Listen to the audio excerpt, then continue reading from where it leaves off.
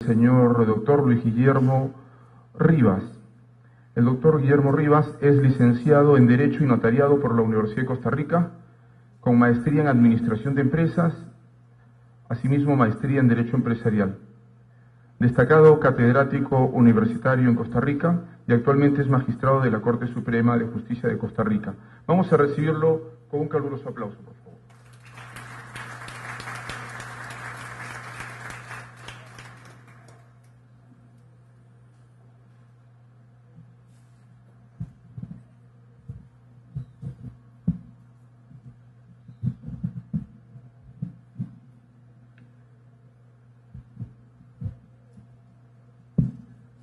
Buenas tardes.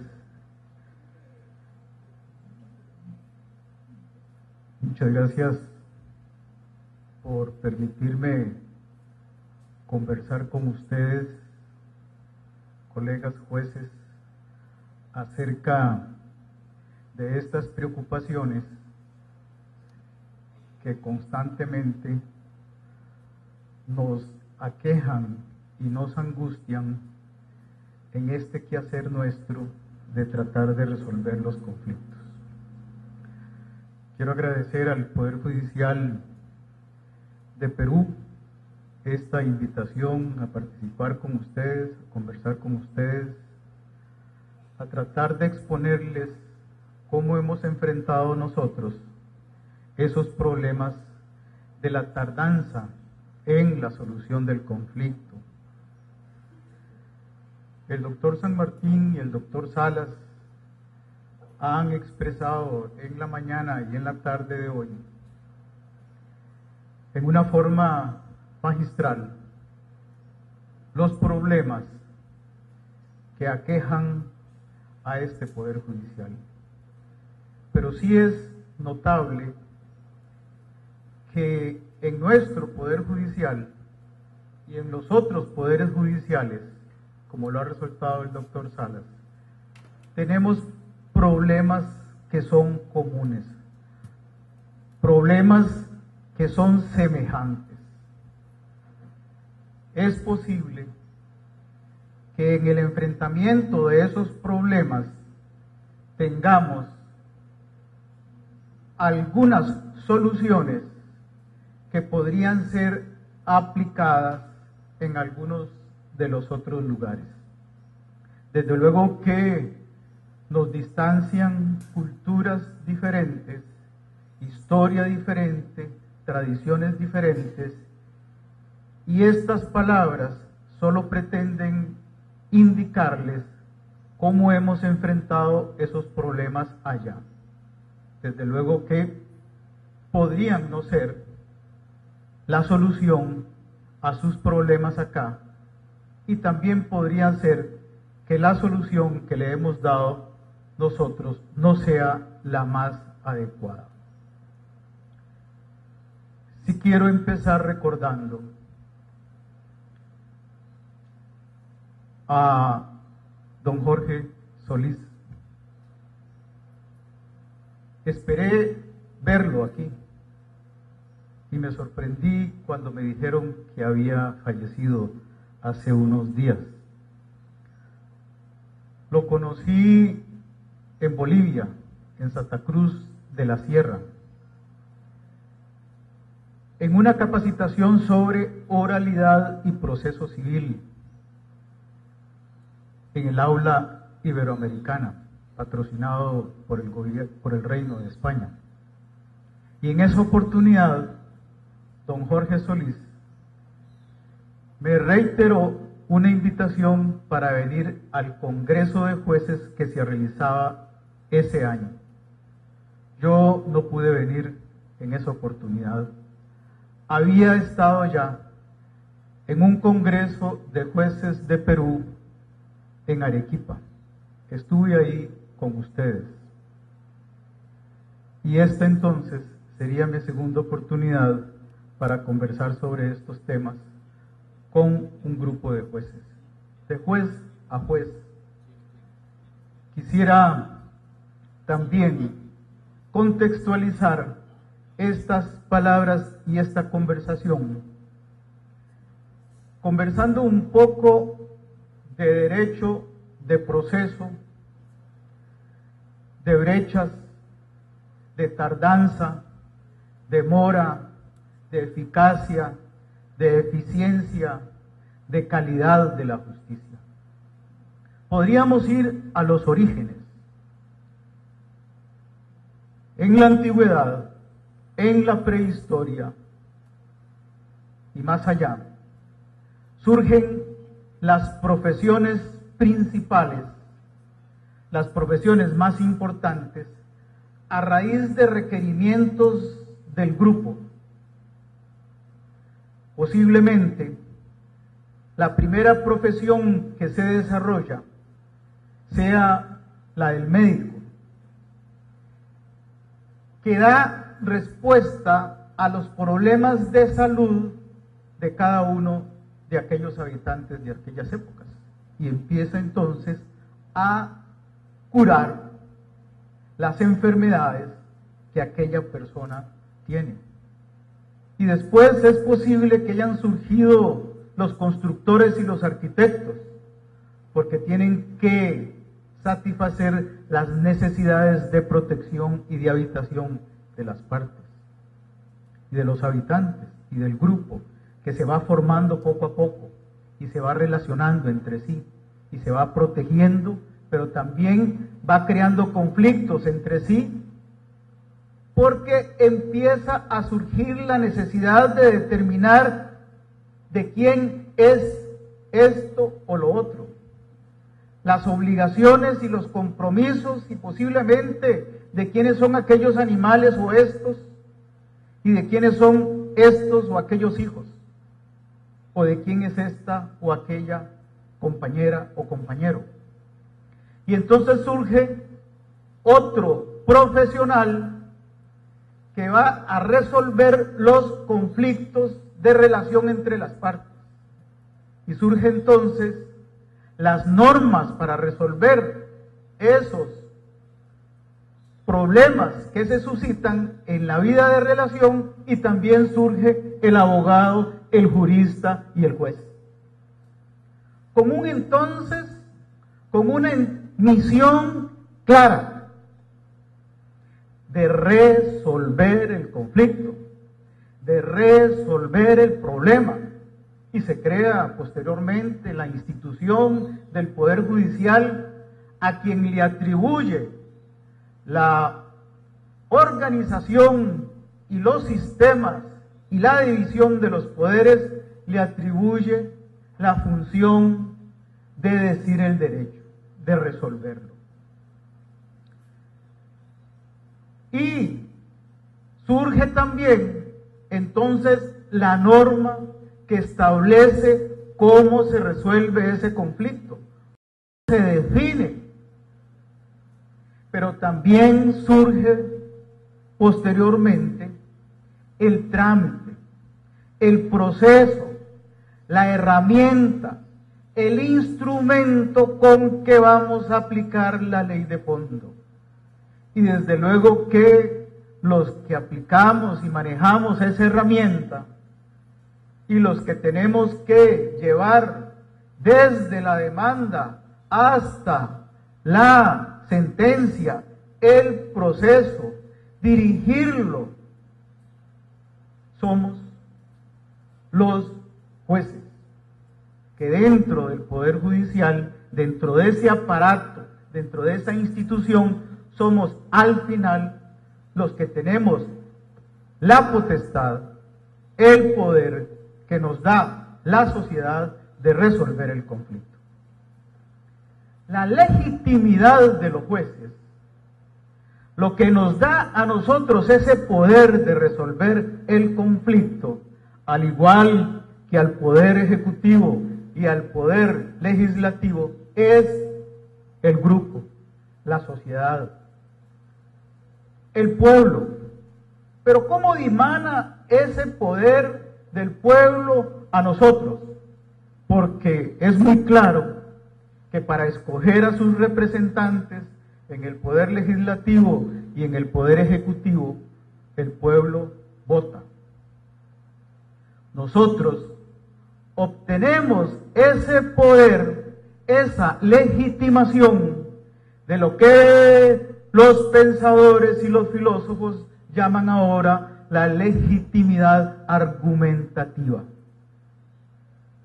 Los argumentos que nosotros vertemos en la solución del conflicto, el fundamento que nosotros tenemos que decir en la sentencia para escoger cuál es quien tiene la razón y cuál es la solución más justa del conflicto, es la que nos da a nosotros ese poder. Decía el doctor San Martín, refiriéndose a algunas resoluciones con escasas razonamientos, que no eran adecuadas, ¿cierto? Porque lo que nos permite a nosotros resolver el conflicto y darnos legitimidad y ese poder es precisamente el razonamiento, el fundamento de esa resolución, los hechos y el derecho aplicados a esa decisión. La legitimación argumentativa. Ya no basta que a nosotros nos surja la solución del conflicto y decirlo en un documento de sentencia para que sea justificada y sea aceptada esa solución. Debemos decir por qué. Ya nadie nos admite, ni los hijos nos permiten darles órdenes, si no les explicamos por qué razón le estamos solicitando que cierre esa ventana. Porque está muy frío, porque la temperatura bajó y necesitamos cerrar la ventana porque el viento está entrando y nos podría ocasionar algún resfrío y enfermarnos. Bueno, nosotros tenemos esa obligación de verter esa decisión de una forma razonada, fundamentada, para resolver ese conflicto. Pero ese trámite, ese camino desde la pretensión hasta la solución del conflicto es un camino que se ha vuelto sinuoso, que se ha vuelto lento, que ha perdido la capacidad de resolverlo con prontitud. Y aquí hemos oído al doctor Salas hablando de la razonabilidad de los tiempos en la solución del conflicto.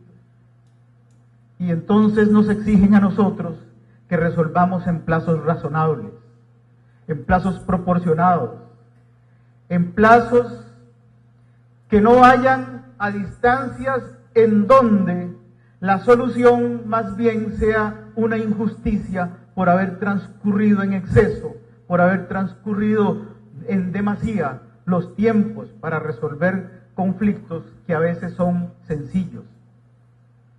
Y desde luego que a veces no podemos resolver las cantidades de asuntos porque son más allá de nuestras posibilidades.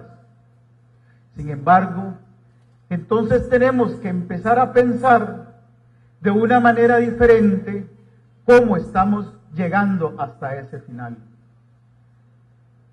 Tenemos un objetivo, tenemos una misión, tenemos que tener logros, resultados.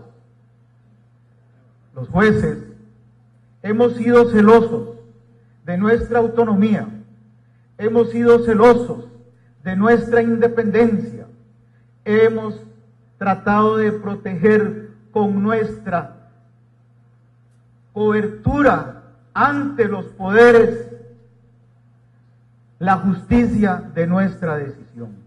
Y eso es bueno. Y eso corresponde a la protección de la jurisdicción, a la protección de la decisión del caso concreto. Pero tal vez, y eso hay que empezar a pensar que la herramienta, que el instrumento, que los trámites, que los procedimientos no son jurisdicción. La jurisdicción es la aplicación del derecho al caso concreto, pero el camino para llegar a esa decisión es una herramienta, es un instrumento, es un camino. Y en ese sentido hay que repensar, me parece, y lo escuchábamos con don Jorge Solís, de una académica en esa oportunidad, la catedrática en Derecho Procesal, la doctora Alegret, presidenta de la Audiencia de Barcelona, que nos empezaba a cuestionar si realmente el procedimiento era jurisdicción y que si los poderes judiciales no tenían la obligación, al transformarse en sustentadores y cambiar la esencia del poder judicial de un poder a un servicio en beneficio, en bien de los administrados, de cambiar ese procedimiento, de exigir resultados, de hacerlo, de hablar de logros, de hablar de metas, cuando estábamos entonces hablando del procedimiento. Nosotros hemos sido un poder que se cubre y entonces también hemos sido muy endogámicos y nos hemos encerrado en nosotros mismos y hemos olvidado el medio. Como decía el doctor Salas, somos una organización. Una organización relaciona personas y elementos materiales para lograr algo. En el caso nuestro, lograr soluciones de conflictos. Y en el caso nuestro, los conflictos se resuelven dictando sentencias. Y por eso, cuando no dictamos suficientes sentencias, las que son razonables, y eso cada grupo tiene que empezar a pensar cuántas son las sentencias que razonablemente podemos dictar, entonces podría ser que alguien nos debería de exigir algún control sobre eso. Hablando de razonabilidad, de eficacia, de eficiencia, de logros, de resultados, muchas de las formas que nosotros ocupamos para llegar hasta ese producto que es la sentencia, ya están resueltas en el mundo que nos rodea de las organizaciones. Sin embargo, como indiqué antes, nosotros hemos sido reacios a aceptar esos conceptos. Just in time, como dijo el doctor Salas, o calidad total, o pronto despacho, o conceptos como los de mejoramiento continuo, como Six Sigma, como evitar el desperdicio. Están ahí y han sido incorporados por todo el mundo gerencial para tratar de lograr mayor eficiencia.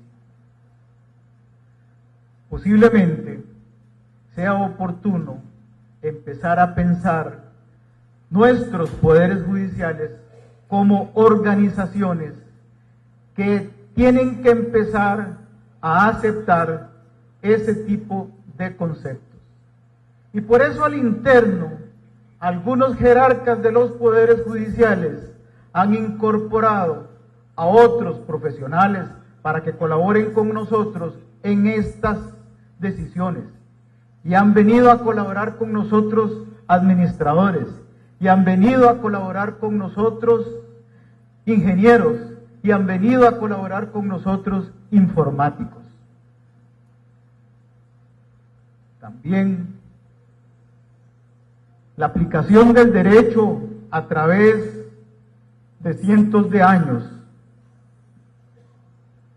nos ha mostrado y nos ha culturizado de manera que no aceptamos con facilidad los cambios. Los especialistas en derecho procesal, los jueces, hemos sido reacios a aceptar el cambio en la forma de hacer los trámites.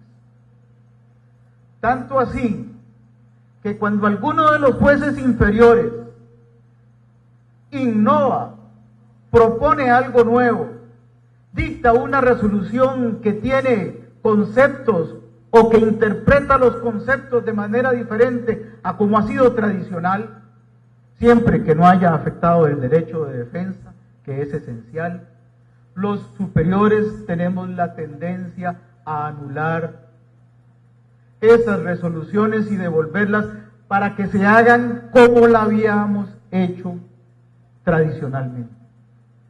Entonces es posible que esa forma de trabajar nosotros al interno, y hay libros de gran tradición, como el de que el derecho como obstáculo al desarrollo social, que es tradicional en todas las escuelas de derecho, nos habían ya llamado la atención sobre que nosotros estábamos muy dedicados a no cambiar. Y desde luego que entonces, cuando ahora se introducen todas estas nuevas ideas, nosotros ponemos obstáculos. Porque la tradición cultural del abogado, la tradición cultural del juez, la tradición cultural de los poderes judiciales no es la innovación, no es el cambio. Todas las empresas y las organizaciones que comparten con nosotros la actividad dentro de la sociedad no logran mantenerse en el mercado si no están constantemente cambiando. Vemos constantemente en los periódicos, vemos constantemente en los noticieros, vemos constantemente en los seminarios a los que se nos invita, la presencia de personas, gurús de la gerencia, que Steve Jobs, todas estas personas que han logrado, Bill Gates, que son los millonarios que Carlos Slim, todas estas personas que los constructores de vehículos no logran mantenerse en el mercado si no están ofreciendo productos innovativos, productos más eficientes dentro de la sociedad. Nosotros hemos tenido un nicho que nos ha protegido porque somos esenciales, que nos ha protegido y nos ha mantenido porque no hemos tenido competencia fuerte y porque somos esenciales para el progreso de los pueblos. No hay pueblo que logre mejorar su calidad de vida que no lo haga sin conflictos. Lo tenemos constantemente en nuestro medio y más allá. Donde hay conflicto, no existe progreso, no existe calidad de vida. Ustedes tienen aquí en Perú ahora el privilegio de tener por años ya un ingreso permanentemente incrementándose, un Producto Interno Bruto que constantemente es presentado a nivel internacional como ejemplo de crecimiento, y han logrado bajar pobreza, y han logrado mejorar las condiciones de vida, y han logrado organizar el área de los negocios. Es famoso el libro de ese economista peruano Hernando de Soto sobre la política, sobre los negocios informales y cómo se presentan desde aquel momento en que fue escrito ese libro hasta ahora, cómo han mejorado las condiciones del clima de negocios en Perú. Nosotros somos importantes para el clima de negocios porque damos seguridad jurídica, predictibilidad, como dijo el doctor Salas. Nosotros somos indispensables. Pero hemos tenido algunos problemas y nos hemos enlentecido y hemos ido dictando las resoluciones en mayor tiempo del esperado y hemos justificado esa tardanza en el número de asuntos que tenemos. Es posible que tengamos ya la necesidad de hacer algunas otras cosas, de cambiar los procedimientos, de ir posiblemente del escrito al oral, de aceptar la tramitación o la comunicación de nuestros asuntos por medios tecnológicos. Me sorprendieron ahora ustedes diciendo que están transmitiendo estas sesiones a todas las otras áreas y las otras regiones del Poder Judicial, pero también esa señal eventualmente podría llegar a otros países. Mientras estaba en la mañana conversando el doctor San Martín, tomé unas fotos y las envié por Facebook, y ahí están los compañeros jueces allá en Costa Rica diciéndome: me gusta, me parece muy bien, qué bien, tenemos problemas semejantes.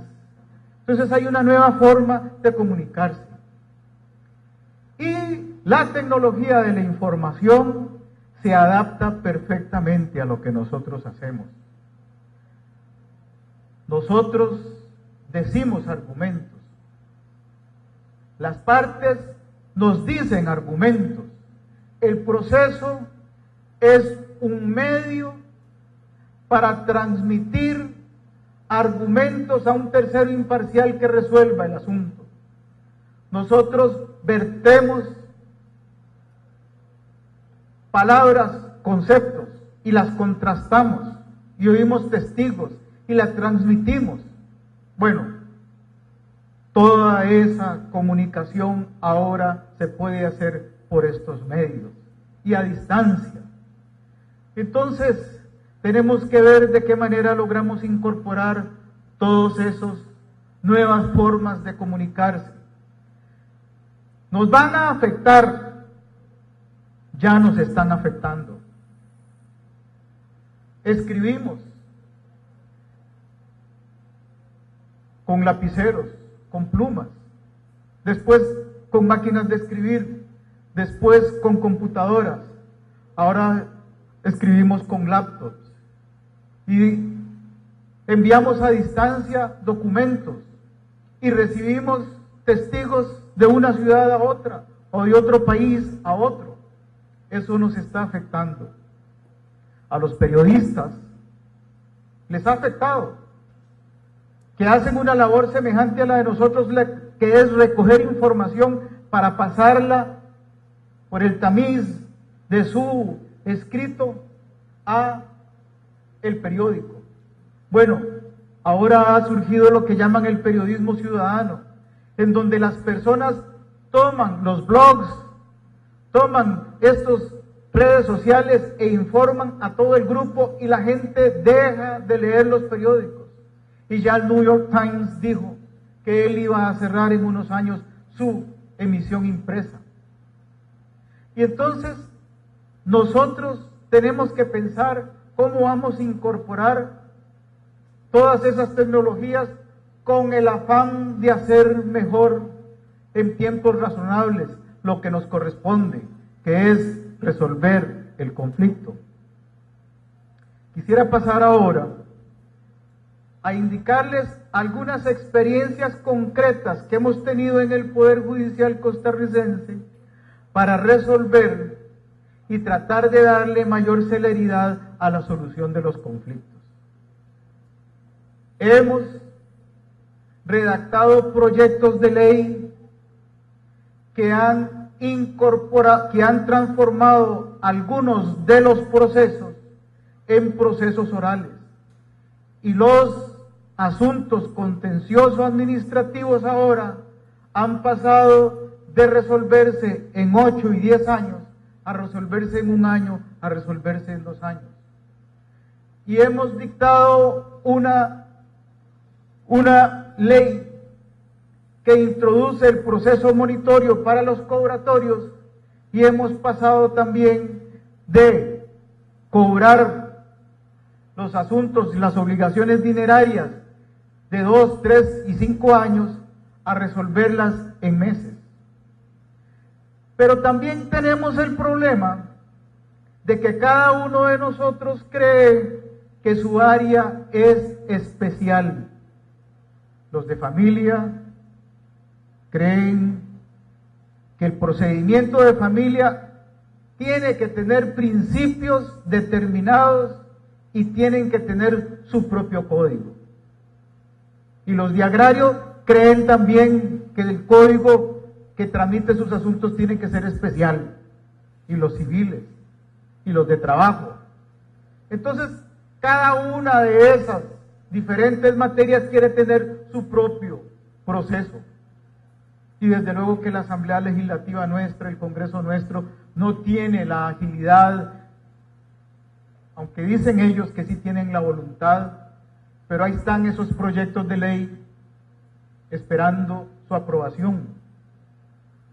Pero entonces, las personas exigen que nosotros resolvamos con celeridad ya.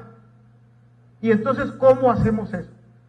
Si no tenemos en todas las materias el instrumento procesal nuevo. Entonces, hemos visto que en otros países se han creado reglamentos para tramitar en forma oral aquellas fases del proceso que podrían aceptarla sin afectar los derechos fundamentales, el contradictorio, la defensa. Y entonces ahora, en la materia agraria y en la materia laboral, acabamos de aprobar un reglamento para tramitar oralmente algunos de esos asuntos. Y en la materia civil ya fue aprobado, aunque aún no se aplica, también un reglamento que incorpora las posibilidades tecnológicas y la recepción oral con registro en CDs o llaves o otro tipo de registros digitales.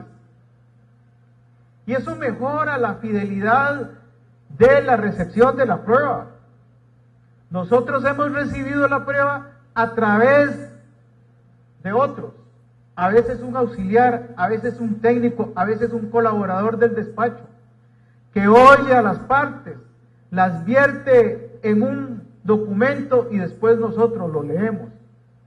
La recepción de la prueba en forma oral con registro digital es más fiel y más exacto.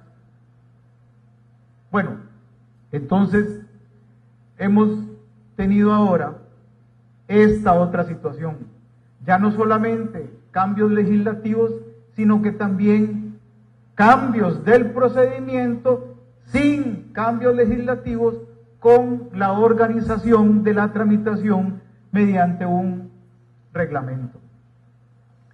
También hemos tratado de atacar esta situación con la introducción entonces de toda la tecnología posible, mediante, por ejemplo, la comunicación entre las partes, las notificaciones de las resoluciones a las partes también por medios tecnológicos.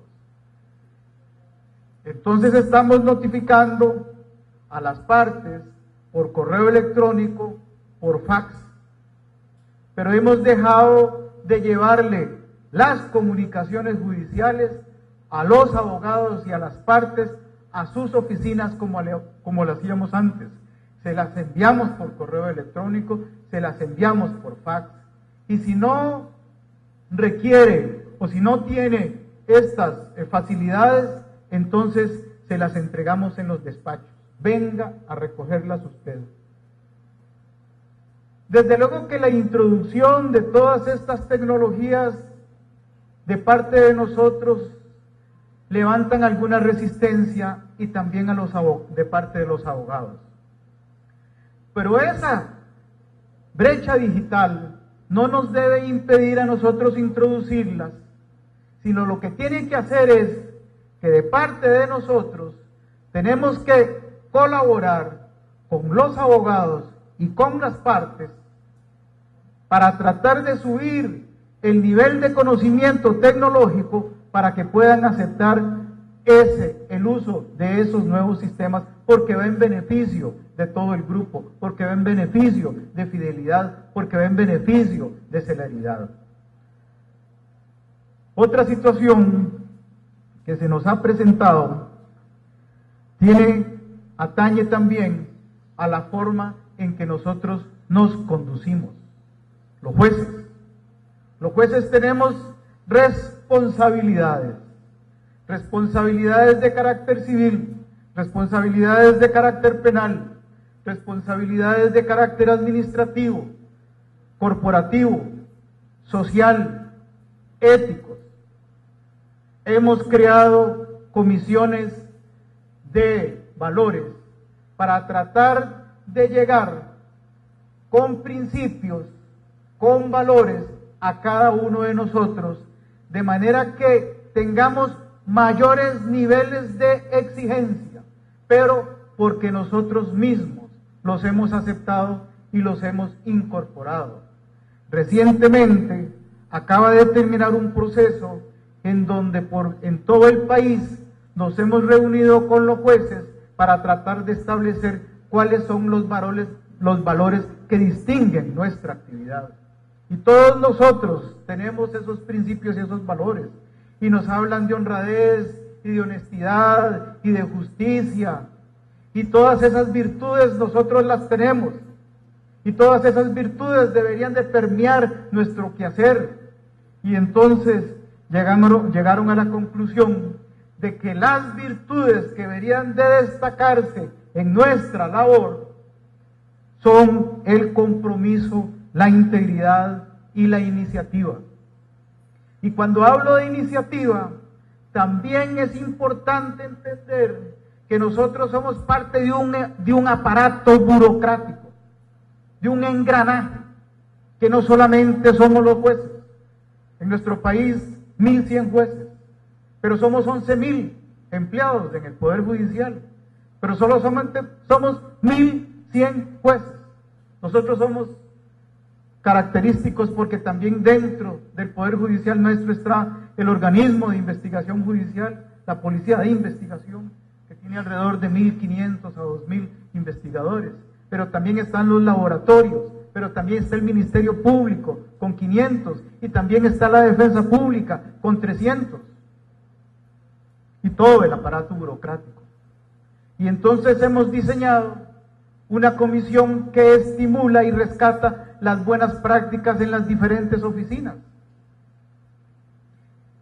Y las propuestas de mejoramiento que cada una de esas oficinas, cuando se les permite ponerlas en práctica, son asombrosamente exitosas en esas oficinas. Y entonces tenemos oficinas que por iniciativa de sus propios jueces y de su equipo de trabajo logran mejorar en una forma extraordinaria los niveles de producción, porque las introducen. Pero lo que quería llamar la atención a ustedes era que cuando nosotros estábamos escuchando a todos estos jueces y a todos sus compañeros de equipo de la oficina, ¿por qué ellos no habían implementado o puesto en práctica esta nueva práctica, esta nueva forma de hacer las cosas?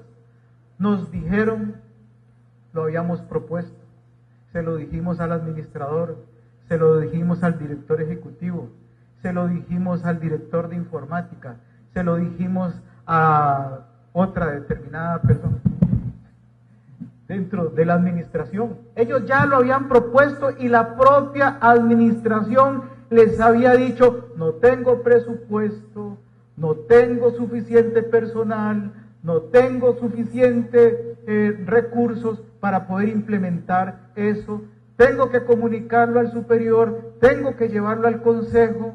Y esos muchachos, ante ese rechazo, lo hicieron en sus oficinas y lograron mejorar la tramitación de esos asuntos. Esa es una luz dentro de los poderes judiciales cuando permitimos, cuando damos autorización para que haya innovación, para que haya nuevas propuestas de trámites, para que haya propuestas de nuevos procedimientos. Y tal vez una conclusión después de esta conversación con ustedes es la necesidad de que nosotros veamos el entorno, recurramos a otros profesionales y también permitamos que a lo interno de nosotros podamos introducir mejoras,